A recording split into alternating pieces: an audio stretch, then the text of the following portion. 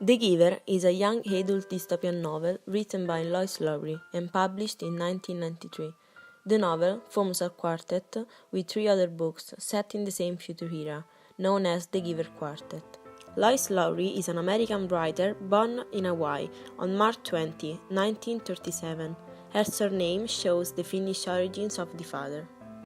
Before becoming a children's literature writer, in the 70s she was a photographer and a journalist. In her writing career, she won the prestigious Newbery Medal twice, the first time in 1990 with Number the Stars, and the second time in 1993 with The Giver. The Giver is the film adaptation of the Lowry novel, directed by Philip Noyce and premiered in Italy on September 11, 2014. The main character of the story is Jonas, a 12-year-old boy who lives in the most perfect of all possible worlds. A world where there are no war, social differences, or suffering. Fear, hate, music, love, death, hot and cold are unknown. Everything that can cause pain or disorder has been abolished, including sexual impulses, seasons, and colors, thanks to a medication administered daily. Nothing is left up to chance. Everything is organized and controlled accurately, and all the citizens tend to do and say what is imposed to them. The rules are ironclad, and it's very difficult changing them, especially in the case of one of the basic rules. People doesn't have the possibility to choose, but in this way there's no space for uncertainties and risks. It is a world where all work and where there's no room for errors. People are divided in family units.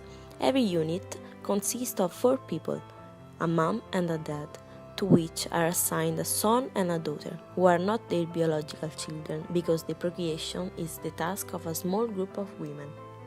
Every member of the community sets up in a profession that is assigned by the committee of elders at the fixed age in the ceremony of 12.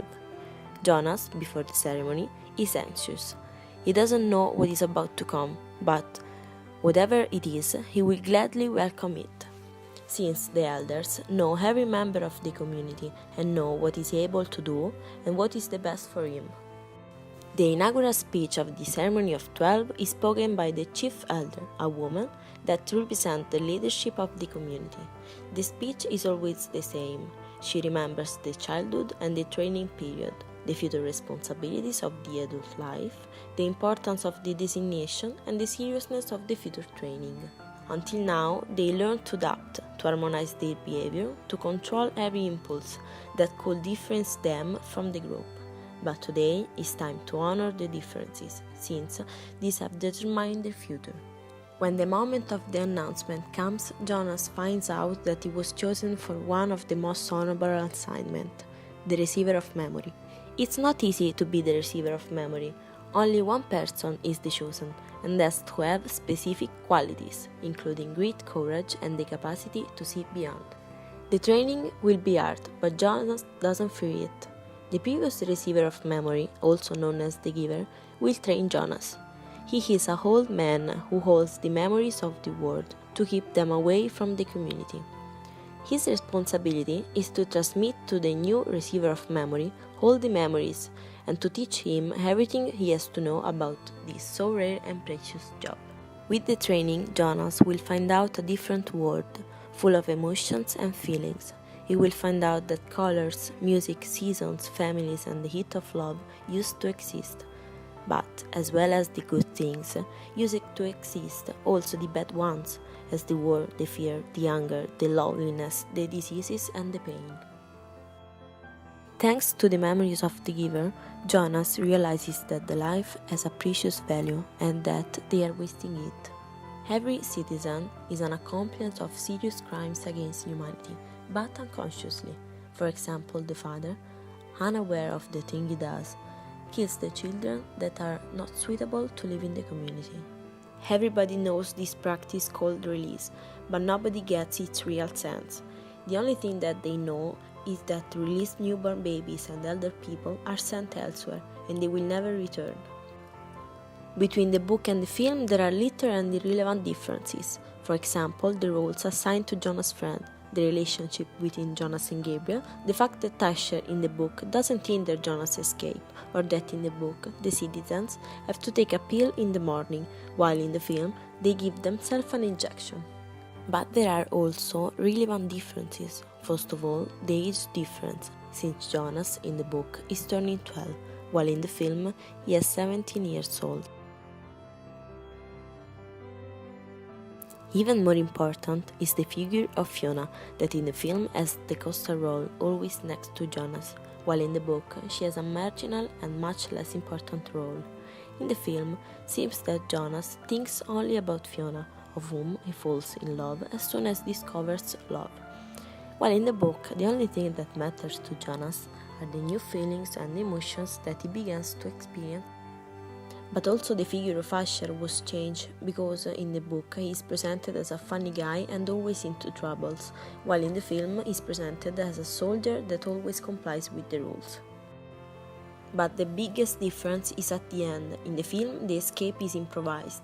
Jonas decided to revolt. It's all a chase, a fight against the rules. Contrary in the book is the giver that encourages Jonas to revolt, to look for a better world, and everything is planned in great details. Moreover, in the book is not told what happens in the community after Jonas' escape, while in the film we can see the memories come back among people, a very beautiful and impressive picture. The end of the book is open, a confusing element after all the story. In this way the writer exalts the freedom of interpretation, because everyone will imagine a different end and will end the story in its own way. The director's choice to start the film in black and white and make it colored, while Jonas starts seeing the world in colors, and to offer a series of highly colored images is an impressive choice, really powerful. One of the most impressive things are the scenes in which Jonas, through the giver, is able to see the memories of the past, remote civilizations, smiling children, colors, songs, never seen animals, the sensation of the snow on the skin, tears, fear, hunger, cruelty, love. These are impactful images. But the 20 years of difference between the book and the film have to be considered. The technology used in the film, the impulses between Jonas and Fiona, the action, especially at the end, are elements that are not in the book, but are essential for today's audience. The themes treated in the novel and in the film are quite common to those of the dystopian novels. One of the most important roles of the community is the education. In fact, Jonas, as all other citizens, since childhood, learned not to lie. Another important theme is the collective memory that is not deleted or denied using violence, but each memory is put away into the hands of a single man, the receiver of memory. Anyway, in the book and in the film, violence exists, but this is not the type of violence we are used to see. It's a sort of imperceptible violence that can become very dangerous because it is legalized by the hypocrisy of the words. Other important themes of this story are sexuality, diversity, and infanticide. That's the reason why the novel was censored in many American schools. By eliminating cruelty, violence, emotions, by making all equal ones, we can live in a peaceful world. But how rare can this choice be? The answer that Jonas gives us through the memories of the past, the emotions, and going against the system is that there's nothing more terrible. A different world, without weakness, is not always a perfect world. Even if the choices we make can be bad and can lead us towards the pain, it's always better to have the possibility to choose that doesn't have it. The Giver is a novel that teaches us to appreciate the beautiful things of the world and not to take everything for granted. It's a novel that teaches us not to despise the pain, because if there wasn't the pain, we couldn't even appreciate all the rest. A perfect world doesn't exist, whether perfect human beings that behave perfect.